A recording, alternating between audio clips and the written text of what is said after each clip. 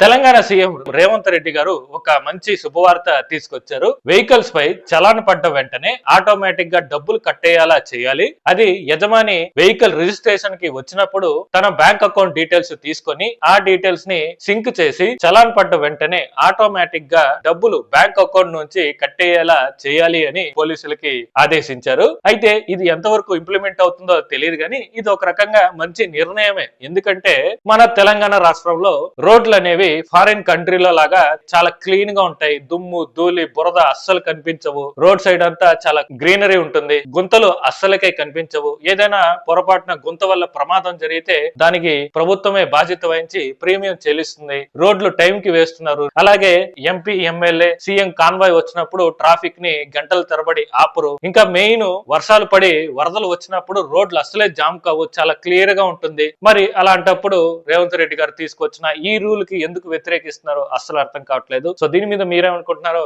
Comment చేయండి.